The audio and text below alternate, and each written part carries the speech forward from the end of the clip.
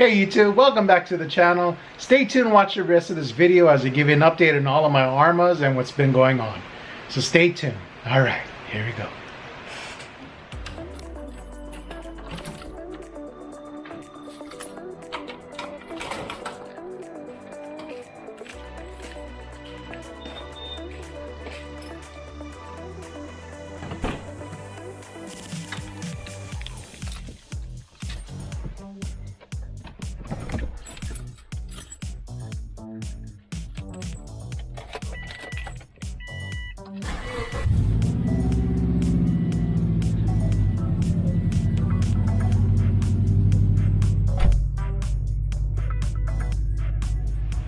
Hey YouTube, so welcome back. It's been a busy month for me, I must say.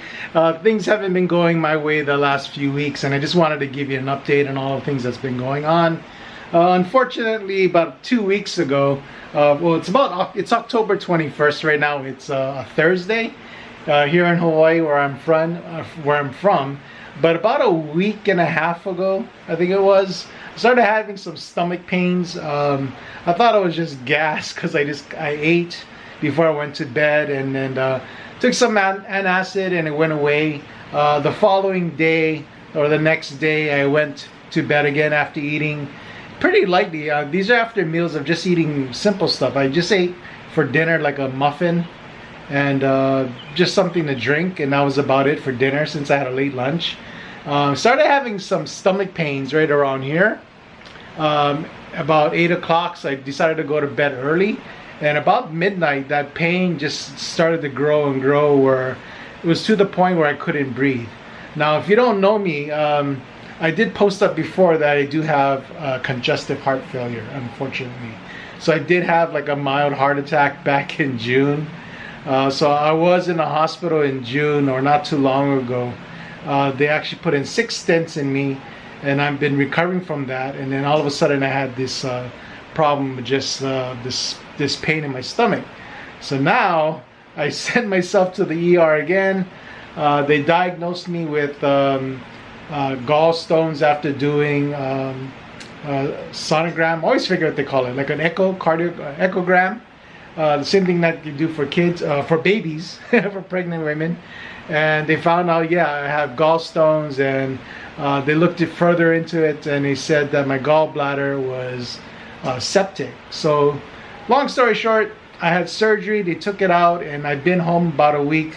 Just saw my doctor yesterday to take a look at my stitches. Stitches are healing fine. I'm still kind of weak and a little tired, but wanted to post a video since I am feeling better. I wanted to do things. So that's the short story, actually the long story, what's been going on with me. So that's why I haven't been posting any videos, but I have been working on the Arrmas. So if you look at the Arrmas, there are 2 of the Arrmas that I've been working with. First one, and I'll post up some of the updates and videos of what I've been doing with this Arrma, because the last time I took this out, as you know, I did the A-arm shims and bushings. So I got these shims just so that the A-arms don't move very much. Also wanted to fix the wobble here on the tire, so I just put on rubber washers. So if you watch that video, those are the things that I did. I must say though, just as a note, that if you do a lot of bashing and you do break a lot of parts, I probably wouldn't do this again, because if you are replacing parts a lot, it is very tedious and time consuming to put all these shims in for the A-arms. The wheel wobble, that's an easy fix, because basically all you're doing is putting like a washer or a rubber washer and putting the screw in. So that's probably worth doing for your wheels. But in terms of doing the shims for the A-arms, probably not worth it, because yeah, it's so tedious and it's very hard to do if you have big fingers and everything like that, and a little bit more time consuming, again, only if you are breaking parts a lot. So if you're doing a lot of high jumps, a lot of high bashing, probably not worth doing if you're changing A-arms a lot.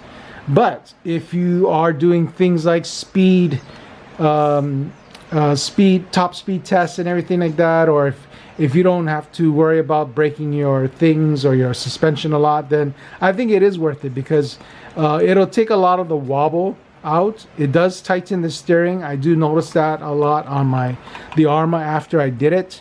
Unfortunately, I didn't get too much of a run because I had actually broken the axle.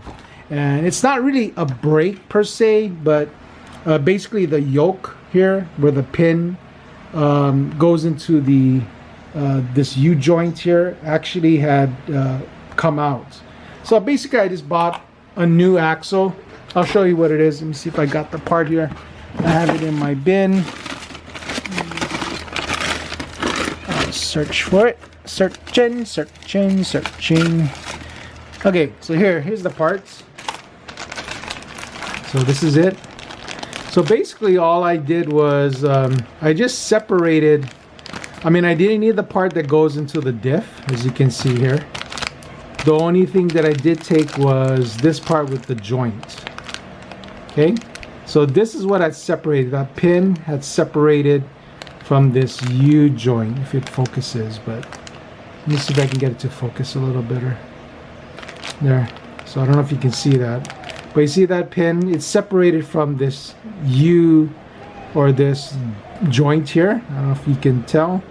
So I just took off this part of it and installed it back in.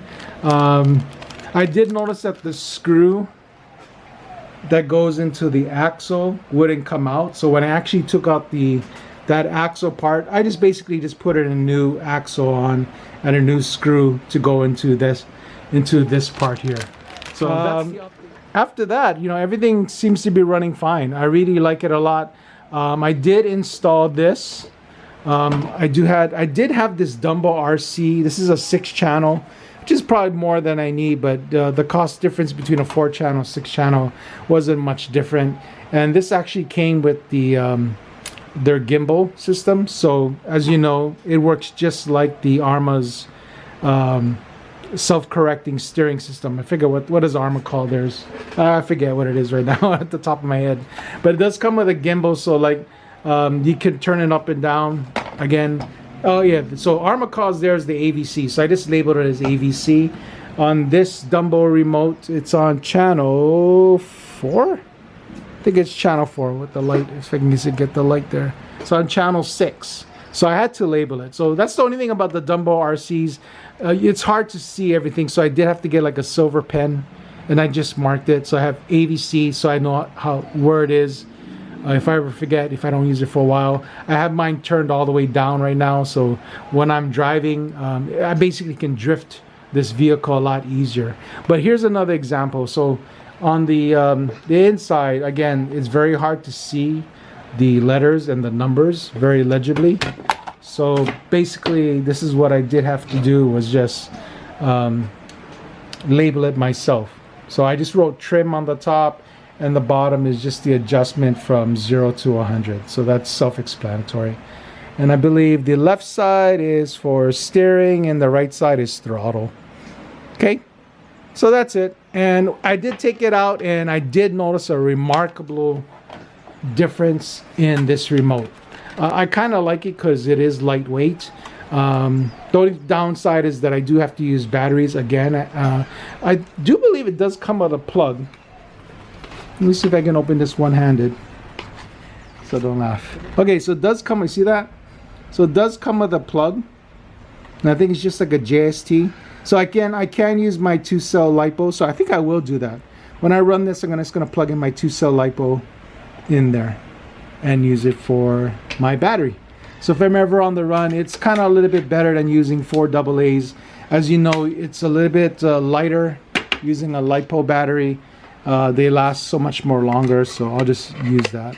I've been using that with my GT3B remote as well as my GT5 remote for the Outcast 4S. But again, the DumboRC with this is a 6-channel with the gimbal. You can get it off for $40 off of Amazon. Liked it so much that I'm actually going to install it on my Typhon 3S. So I'm going to put the DumboRC on the Typhon 3S. I think mine is coming today from Amazon.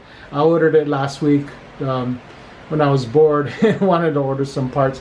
But let's get back to the Vorteks, because I do have more things to say about that. But once I did take this out, after fixing the axle, yes, it's so much more responsive, quicker to the steering. It's so much better with this remote. Okay. So the next one up is the Typhon. So the Typhon I've been doing a lot of work on. I don't know if you can tell of any differences from what you see here. There's one difference already that I see in the front, and I'll show you a reason why I kind of like that. But let me take off the body here. I did already put drywall tape on mine, so I have clear drywall tape, if you can see that. Like that. Basically, I just super glue it in there just to hold it in place, and then I use shoe glue. And that seems to be the easiest method for me. I tried already things like aluminum screens, the typical kind that you use for your aluminum sliding doors and stuff like that. It's a nicer look to it.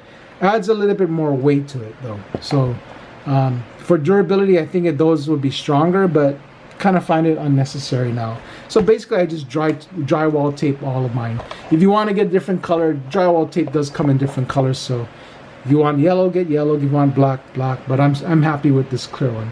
So I just super glued it and then drywall taped it, and now it's much more durable, less prone to cracking. So this should last me a long time. As you know, what else did I do to this? I also added HR Racing. Let me see if I can get a light to this. Let me see what the best way to show. There you go. So I did add HR Racing pillow balls. So what they call it? Well, anyway, I have aluminum pillow balls throughout. So I got it on the arms here, all of the links, as well as the steering. So here's what I do have now currently as my steering servo. It's basically the steering servo from the Red Cat Kaiju. There we go. Got a light on it. So it's a 25 kilogram servo, Metal Gear servo. Got it off Amazon, and I think you can get them for like $45 for a pair. So I got two of them. The other one is actually in the Vortex. So I have the same servo in the Vortex. The only problem is that when you do upgrade to a different servo for the 10th scale Arrmas, you will need to change your servo saver. So currently on this servo saver, I have a brand new Arrma 25 tooth servo saver, but the plastic rod, and I'll post a picture, the plastic rod that goes to your steering here is plastic from Arrma, and I replaced it with the HR aluminum arm. So I'll post a picture of the parts that I use.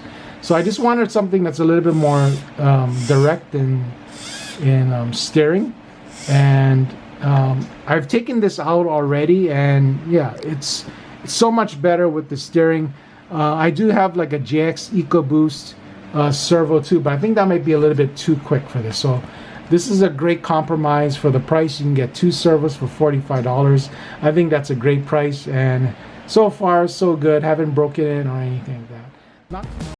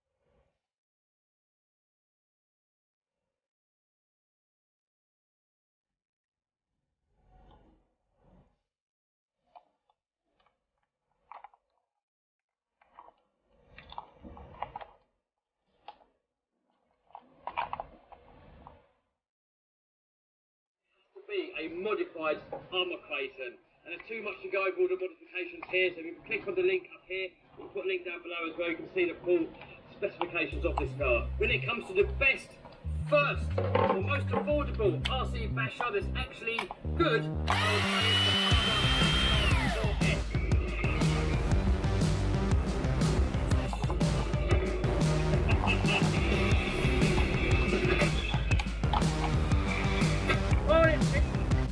take it on Typhon 4S. Well, actually any of the Arrma 3S and 4S cars are all kind of on a similar platform. They've got the plastic chassis, the spare parts are very cheap, they're durable, they're relatively inexpensive to buy, and I know some people have given me grief before for calling these budget RC, but if you compare it to something like the Raminator or the X-Max, or even the 6S Clayton, or even some of these cars here, then it definitely is. Cheap crawler, I would say it's the RGT.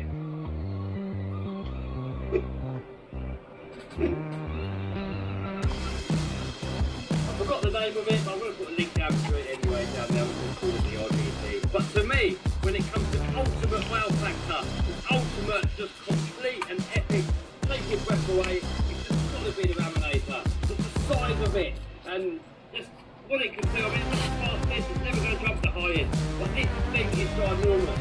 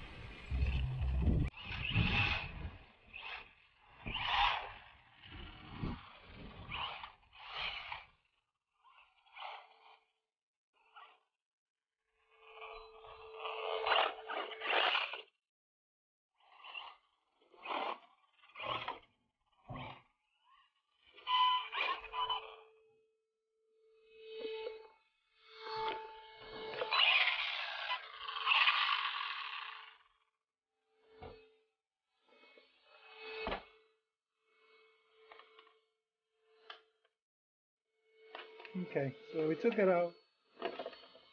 Controls works really well, but broken axle. I fixed this one before, so it's nothing new. Okay, we just set the throttle, adjusted my brake so that we have it at 87%. I like my brake a little bit strong so that I can stop it when I need to, just in case I get into trouble. Okay, up and running, let's go. Let's take this out.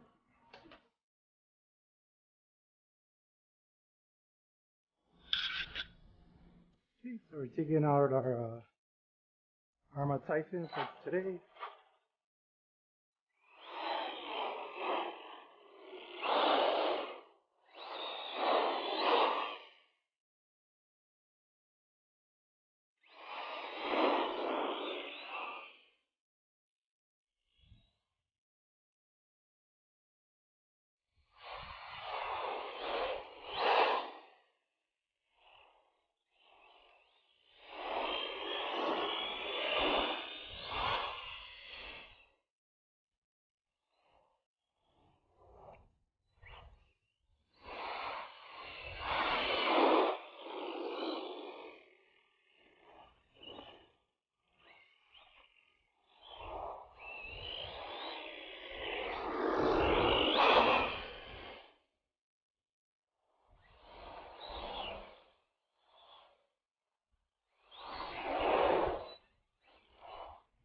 Oh, I never knew this Typhon would be so much more fun. so much more controllable. But that's why I kind of like buggies. They're so much lighter. And this is so controllable.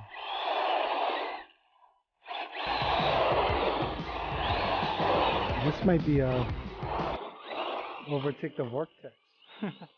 Okay guys, so that's the Typhon 3S. Really like it a lot. Happy with the controller. I don't know if I'll change this to the DumboRC. I think I'll keep this as is.